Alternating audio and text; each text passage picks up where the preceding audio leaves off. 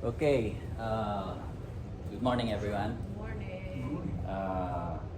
Today is a study on the continuation of the exploits of Israel. Last week, if you were here, the topic was the fall of the walls of Jericho. And how did the walls of Jericho came tumbling down? They shouted. Straight down. Yeah, straight down. And how how many Israelites probably were there who surrounded and walked around the walls of Jericho? 40,000. Oh, imagine that. You say, just a shout, you know. Can I make a request?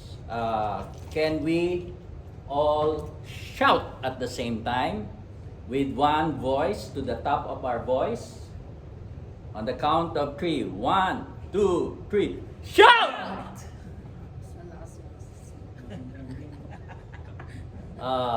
Imagine 40,000 shouting.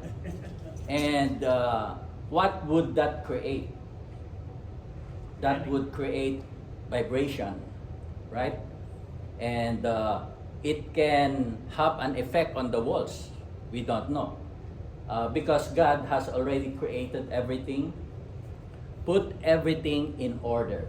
You know, though there are laws of gravity, the wind, the air, the rain, everything has been created and the Lord rested.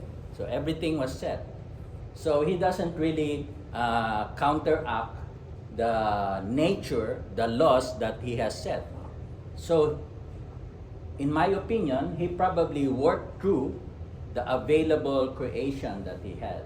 You know, the wind, the air is not harmful. But when you move the air to such a speed like supersonic, it can devastate. Don't you agree? You can what? It can destroy, devastate, right? Like if we were standing here and there's a strong wind that comes over, maybe 4,000 miles per hour, this will be flat. So, I don't know. That's just my guess. Anyway, that's the background for last week, the fall of Jericho. So today it's a long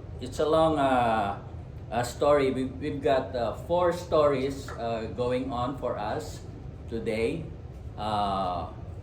Number 1, we have chapter 7 of Joshua, chapter 8, chapter 9, chapter 10.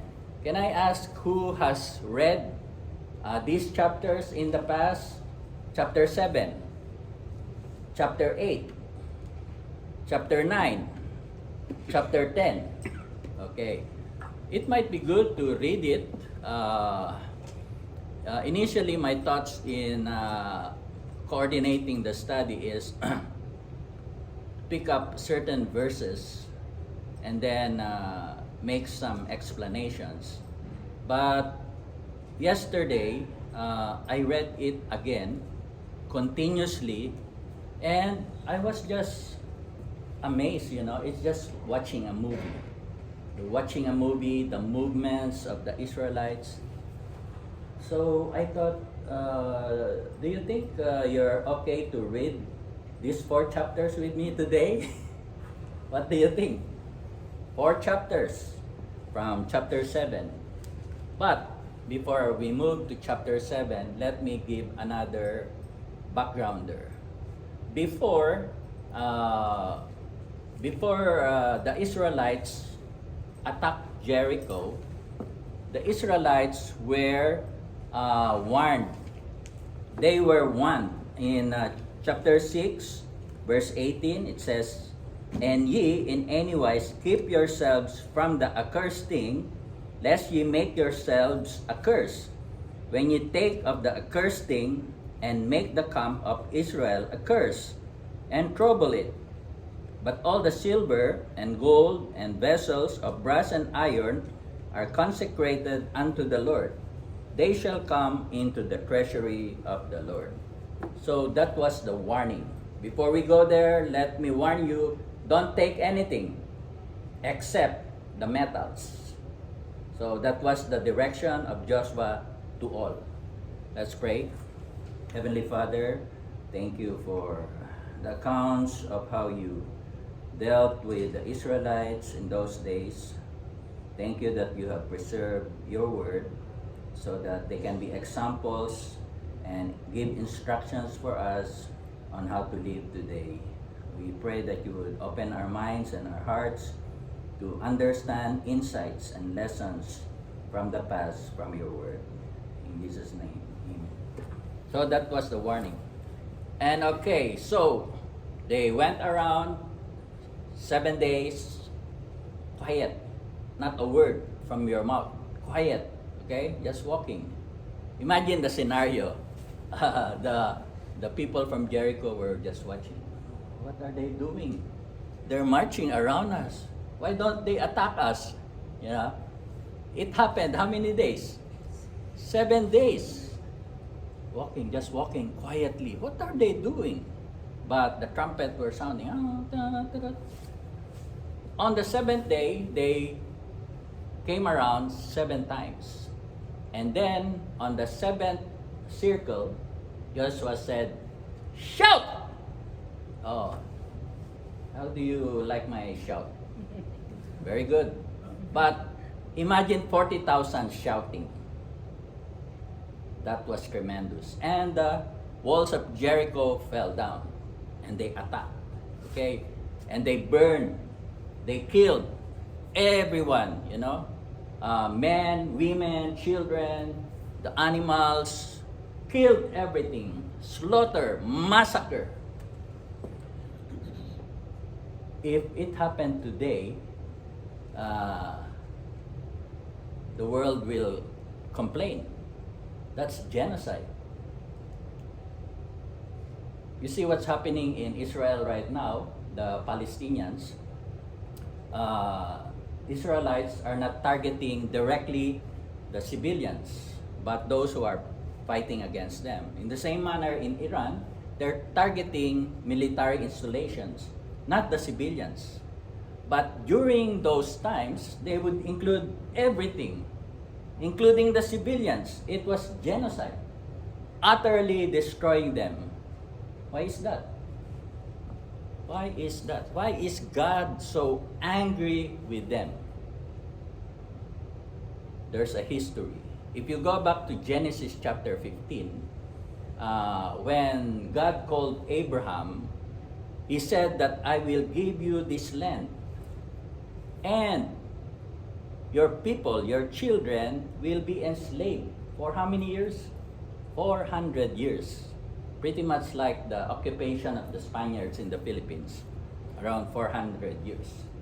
But they will come out and they will attack the Amorites, because the Amorites, the sins of the Amorites are not yet complete. Let's just go back to Genesis briefly for the backgrounder here. Genesis chapter 15 verse 16. But in the 4th generation they shall come hither again, for the iniquity of the Amorites is not yet full. All of these people there are called Amorites. So God is proclaiming a judgment, annihilation, you know. That's how holy God is. Doesn't want any person, anybody sinning, existing before Him. That's the reason why there was trouble in the camp of Israel after they have attacked Jericho. Okay? So now they were so excited. Imagine all the miracles that happened, Jordan River parting, Jericho walls falling. They killed all of them. And now the next city was Ai. And it says here, again, the habit of the Israelites, they would send spies. And chapter 7, verse 2, Joshua sent men from Jericho to Ai, which is beside Beth-aven, on the east side of Bethel, and spake unto them, saying, Go up and view the country. And the men went up and viewed Ai. Verse 3, And they returned to Joshua and said unto him, Let not all the people go up, but let about 2,000 or 3,000 men go up and smite Ai, and make not all the people to labor thither, for they are but few. So there went up thither of the people about 3,000 men, and they fled before the men of Ai. So they were so confident, God was with them, all these miracles. And the spy were sent, they're so few, we can handle them. Just send maybe 2,000 to 3,000. Okay, 3,000. Okay, not a big deal. But in verse 4, they fled before the men of Ai. Verse 5, And the men of Ai smote of them about 36 men. For they chased them from before the gate, even unto Shebarim, and smote them in the going down, wherefore the hearts of the people melted and became as water. That failure, that defeat, was very big for them. Why? Because earlier, word has spread around that they were overcoming the enemies. They were winning. And suddenly, they were defeated. And you know how news traveled those days? By word of mouth. And it will spread around. The Israelites were defeated. We can defeat them. Okay, let's go. So, what was the reaction of the Israelites? Of course, they were disheartened, discouraged. What? They will find out. They will find out, and they will group together and attack us, and we will be annihilated. So that's the mentality of the people at that time. Now, if we move on to chapter 7, it says here, verse 6, Joshua rent his clothes and fell to the earth upon his face before the ark of the Lord until the eventide. He and the elders of Israel put dust upon their heads. 7.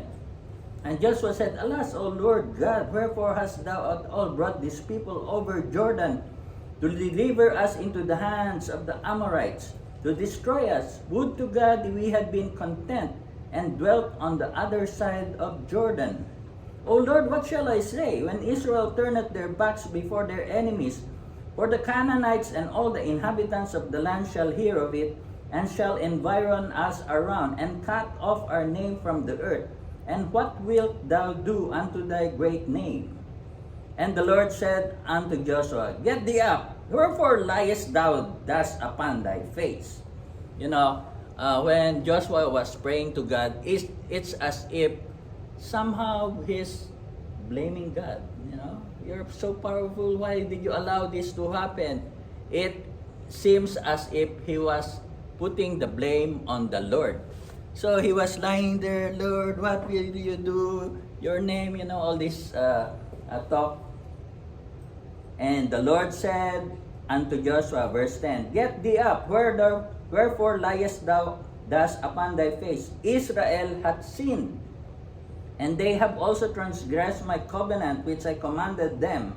For they have even taken of the accursed thing, and also have stolen and dissembled also, and they have put it even among their own stock. Therefore, verse 12, the children of Israel could not stand before their enemies, but turned their backs before their enemies, because they were accursed. So that's the main reason why they were defeated. They were stealing the accursed thing, from the enemies. And earlier it was said, if you get the things that are accursed, you will be accursed. You will be cursed as well. Okay? And that happened. Okay.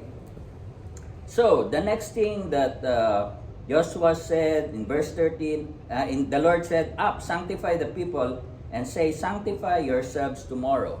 Okay, so God was asking them to sanctify, cleanse yourself, wash yourselves, physically and spiritually. Check yourselves. Is there any sin in you? Okay, what happened then? And the Lord knew who and what happened. Joshua did not know. The Israelites, most of them, if not all, did not know. And so a lot was made, from tribe to tribe. This tribe, that tribe, family to family, this family, that family, and then man to man. And later on, it was found out who the culprit was. It was Achan. Okay, verse 19, chapter 7, verse 19. And Joshua said unto Achan, my son, give, I pray thee, glory to the Lord God of Israel, and make confession unto him, and tell me now what thou hast done. Hide it not from me. And Achan answered Joshua and said, indeed, I have sinned against the Lord God of Israel, and thus have I done. Verse 21, when I saw among the spoils a goodly Babylonish garment, and 200 shekels of silver, and a wedge of gold 50 shekels weight, then I coveted and took them. And behold, they are hid in the earth in the midst of my tent, and the silver under it. So, somebody was caught. How many were they? One. Only one. Only one being blamed, and the whole assembly is being blamed. One out of 40,000. Just one, just one person. And 36 men have died, and the whole Israel will be defeated. What do you think? Why do you think that God, even one, punished the entire assembly? Because eventually, he was stoned to death. Imagine that. So what do you think? Why is that so harsh? Is that harsh? Is that unfair? Just one. Let's just say in our assembly today, there are 2, 4, 6, 8, 10, 12, but only one committed a sin. Will the 11 suffer the consequence for the sin of one? And here it happened. The majority suffered the consequences. Why is that?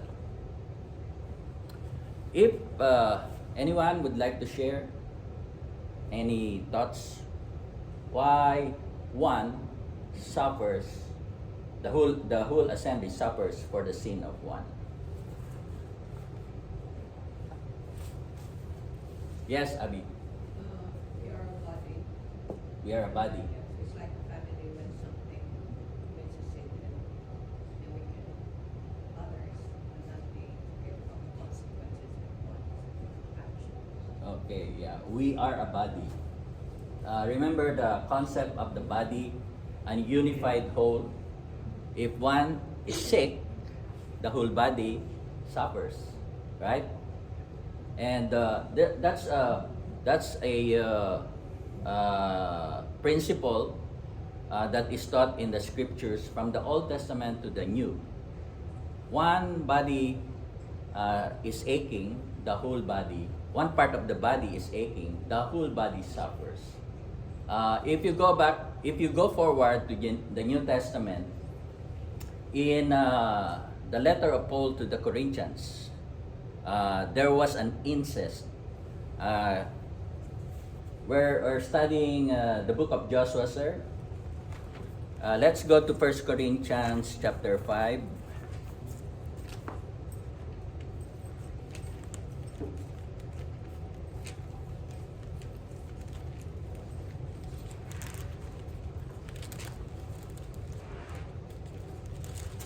First Corinthians chapter 5. I'll go direct to the verse. It's chapter 5, verse 6. Your glorifying is not good. Know ye not that a little leaven leaveneth the whole lump? So this is, the context is person having a sexual sin with the wife of his father. It was an incest. So it was known among the church. And it appeared that they were not doing something about it. It appeared that they were, well, what can we do? They were not dealing with it. They were not disciplining. They were not talking to the person, excommunicating, quote unquote. Because that was crucial, because Paul said, "Know ye not that a little leaven leaveneth the whole lump?" So that is critical. In this chapter, in chapter 7, we see that there is trouble. You can summarize this chapter by the keyword trouble. We're at Genesis chapter 7 now. Joshua chapter 7. Trouble. Trouble came to the Israelites because of the sin of Achan. And trouble came to Achan because of his sin. So they have to remove Achan, remove the trouble. So it is important for us to understand the gravity of sin in the assembly, in the church. That's why in the church, we have certain checks. If there is a blatant sin being committed in the church and the person committing is a member, then we deal with it directly. If you know of some person, you talk with him one-on-one, and if he or she doesn't listen, you bring another one, and then if he doesn't listen again and correct his situation, then you bring it to the church, and the church will decide, and they will remove. Same true is in the Old Testament. They would see what the trouble is, what's the source, and then remove it. It was very physical during that time. Imagine being stoned to death. Oh, imagine a stone as big as this. And imagine how many people, thousands, maybe hundreds of people will stone you until you're covered in stone. Oh, that's hurting. And it's not just Achan, it's including his family. Including his family and all his things. Imagine that. It hurts. But God hates so much sin, so much disobedience, so much rebellion. Okay, we move on to chapter 8. And so, Achan was dealt with. And this time, they were going to attack Ai again. Because this time, the Lord talked with them, and don't be afraid, don't be discouraged. I will give this to you. Okay? Chapter 8, verse 1. The Lord said unto Joshua, "Fear not, neither be thou dismayed. Take all the people of war with thee, and arise, go up to Ai. See, I have given into thy hand the king of Ai, and his people, and his city, and his land." Okay. This time, verse 2, "Thou shalt do to Ai and her king as thou didst unto Jericho and her king. Only the spoil thereof and the cattle thereof shall ye take for a prey unto yourselves. Lay thee an ambush for the city behind." So, the cattle were allowed, the spoils. They were allowed this time. And Joshua set an ambush. How many people did he set? 30,000, verse 3. Joshua chose out 30,000 mighty men of valor and sent them away by night. Previously, it was 3,000. Now, 30,000 were sent by night behind the city of Ai. And then in the morning, certain members of the Israelites, together with Joshua, came near Ai. And Ai, I keep saying AI because of the artificial intelligence. Maybe it's I don't know. AI, I just pronounced it AI. So, they were approaching the city of Ai, and the people of Ai said, "Oh, here they are again." And they didn't see a lot of people. oh, we can do this again. Let's do it. Okay, so they attacked the Israelites. They went there not knowing that Joshua set an ambush. Verse 11, and all the people, even the people of war that were with him, went up and drew nigh, and came before the city, and pitched on the north side of Ai. Now there was a valley between them and Ai, and he took about 5,000 men, set them to lie in ambush between Bethel and Ai, and the west side of the city. Okay, I won't continue reading it. But in verse 18, Joshua said, the Lord said to Joshua, stretch out the spear that is in thy hand toward Ai, for I will give it into thy hand. And so Joshua stretched his spear, and that was the sign for those who are laying in ambush to come up and attack the city, because the people of Ai, the warriors of Ai, came after Joshua, and they left the city open. No warrior was there, and those who were ambushed went inside, burned the city. Verse 22, and the other issued out the city against them. So they were in the midst of Israel, some on this side, some on that side, and they smote them, so that they let none of them remain or escape. And the king of Ai they took alive and brought him to Joshua. So everyone was killed. So what happened after that? In verse 30, Joshua built an altar unto the Lord God of Israel in Mount Ebal. Just to pause, that was a good strategy, enticing the warriors to come out, and then somebody was positioned at the back, ambushed. That was a good strategy. And you might think, oh, wow, what a brilliant idea. Sometimes in our life, we can think of ways of solving our problems, and many times we would have brilliant ideas on how to solve a problem. And when we are able to solve the problem, don't you pat yourself? I'm so good. Yeah, I'm so good. If I didn't do this, this wouldn't be successful. You can do that, But here, they didn't do that. Oh, Joshua, you're so great. You're a good strategician, great. But no, they set up an altar and give thanks and credit to the Lord God. So in the same manner, many times in our life, that can be a tendency, We ask God for wisdom. Lord, show me the way. And then God shows you the way, and you do it. And people say, oh, you're so good, you're so great. Thank you. And then maybe the right response, oh, thank you, praise the Lord. Thank you, praise the Lord. So there's a balance, When somebody compliments you, you accept the compliment, but you thank the Lord. You just don't stop there. Thank you. Yeah. You don't give God the glory. In the first place, God gave you the wisdom to do it, and you were able to do it. James says, if any of you lack wisdom, let him ask God, who gives generously. So let's ask God, and when He gives it and makes us succeed, thank God for it. Okay, let's move on.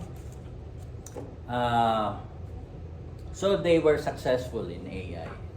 Now, there was a certain group of people called the Gibeonites. The Gibeonites were a big city. In chapter 9, verse 17, the children of Israel journeyed and came unto their cities on the third day. Now their cities were Gibeon and Chipera, Beeroth, and Kiriath-Jearim. This is a big group of people that is next to Ai. So, what happened here in chapter 9? Let me just summarize. The Gibeonites came to them, pretended that they came from a far distant worn shoes, worn clothes, dry bread, and their story was, we came from a far people, and we've heard about how the Israelites have defeated Sihon and Gog, Notice the statement. They were pretending that they didn't know that the Israelites has just attacked Jericho and Ai. They didn't include it because they're far off to support their story that they live afar off. Okay, so what did they do? They made a pact, an agreement with the Israelites so that they won't be attacked. Okay, what happened? Verse 14, the men took their victuals and asked not counsel from the mouth of the Lord. The Israelites forget to consult with God. That's the problem. They should have asked God, are they really afar off? Because they can ask that from God and they can get the answer.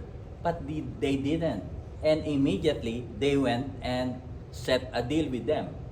So sometimes in our life that can also happen, right? There are especially major decisions in our life where maybe we make pros and cons, advantages, disadvantages. We use our mind. Very good. We should use our mind. But on top of that, there are things that we don't see in the past and in the future. And for that, we ask God. James says, if anyone lacks wisdom, let him ask God. Wisdom is to know what to do that is right or wrong. So we ask God. So if they have asked God, God would have said, they are lying. You are being deceived. But they didn't consult. And because of that, they made a deal. They swore that, okay, we will not attack you. So what happened? In verse 19, we have, this is after. They gave their word, right? And because they gave their word, they can't break their word, right? They were trapped in the word that they said. In our life, many times we would utter commitments, big and small. I'll bring you a special delicacy next week. And of course, the person who heard that would say, oh my, that's a special delicacy. I look forward to that. 1 week, 2 weeks, 3 weeks, 4 weeks. Nothing was delivered, And if you ask the person, I was wondering about what delicacy? Person forgot already, The lesson here, I think, if you will agree, is when we make commitments, our word is our bond. Okay? When we say something, we commit, we fulfill it. There's a verse in the Bible, in Psalm 15:4, which says that, maybe let's go there. Psalm 15:4.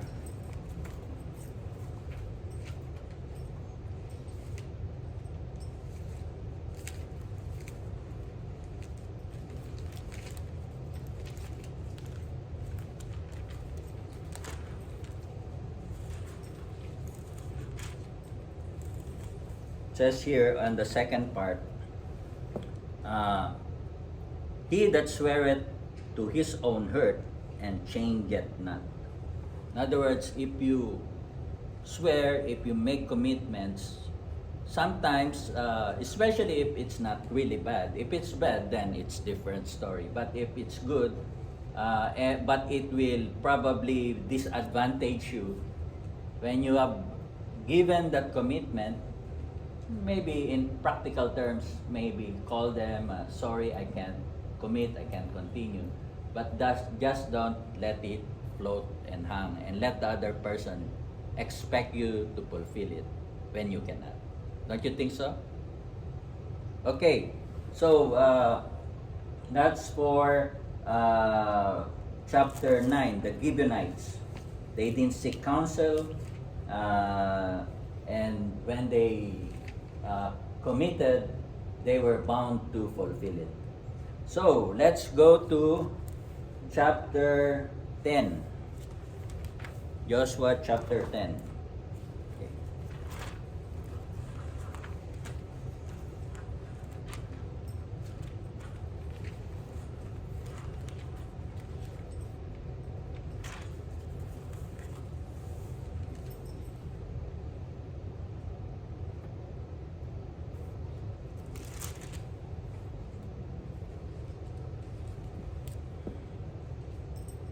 Okay. Now, the time came when the other kings around Gibeon found out that the Gibeonites associated themselves with the Israelites. So what did they do? They tried to attack Gibeon.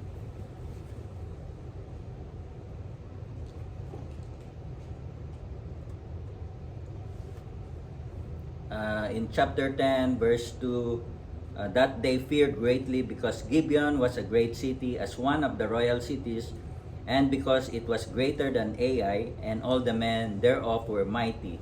Wherefore, verse 3, Adoni-Sedek, king of Jerusalem, sent unto Joram, king of Hebron, and unto Piram, king of Jarmuth, and unto Japhia, king of Lachish, and unto Debir, king of Eglon, saying,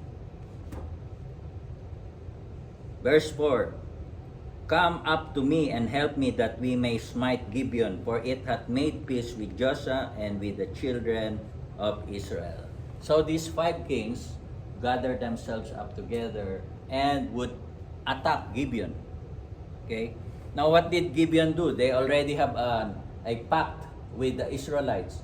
They sent people to ask help from the Israelites.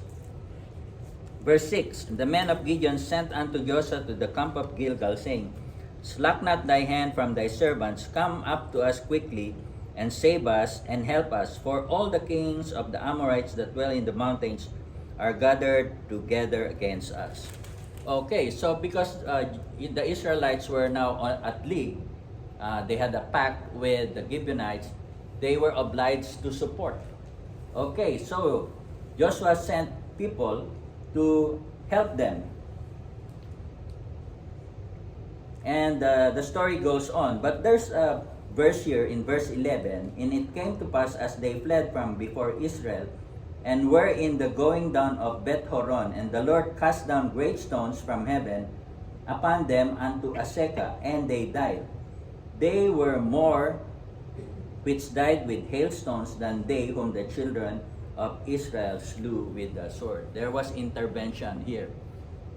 God sent hailstones that killed more of the people died because of the hailstone than because of the sword. So you can see here, the Lord was really fighting for Israel. Okay? And the battle was fierce to the point that Israelites were winning. But they needed more time, because it was going darker soon. And what did Joshua do? He prayed to God and asked the sun to stand still. Verse 12, Then spake Joshua to the Lord in the day when the Lord delivered up the Amorites before the children of Israel.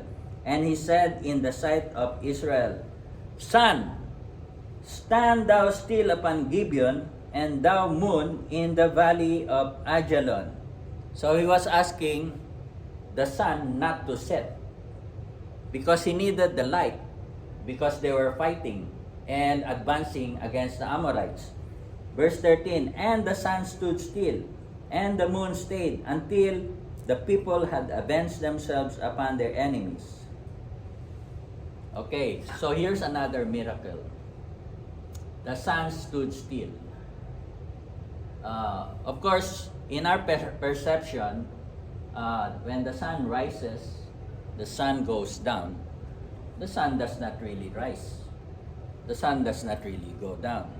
Because now we know that the sun is in the center and all the planets revolve. As we rotate, we revolve around the sun. So, what Joshua was asking was, let the sun stay still so that we can have light. What does that mean? It means to say that the earth will stop rotating. But that's not feasible, because if it stops, what will happen? There will be chaos in the earth. You know, the rotation is very important in holding everything. The waters in the sea, it would be maintained because of the rotation in its axis and its revolution. If the earth stood still, what will happen? There would be an overflow of waters in the bank. Now, so how do we interpret this miracle? We don't know. But the light was available for a longer period of time. But don't we have it here? We have daylight savings time. When in winter, it's already dark at 5:30. But during summer, it's still daytime at 9 o'clock. So it says here the whole day, but maybe, in my opinion, correct me if I'm wrong. My opinion is that, okay, it's almost time. Let me just cut it. God does the miracle. In the beginning, when God created the world, there was light. The first thing that He gave was light. The sun was not yet created. So is it possible that God provided the light? Whatever. Okay, let me close with that, and let's thank God. Lord, thank you for this study of your word, of how you dealt with the Israelites in the past. We pray that we may be able to continue studying your word, learn from the lessons in the past, and apply it in our life. In Jesus' name, amen. Amen. Thank you. Thank you.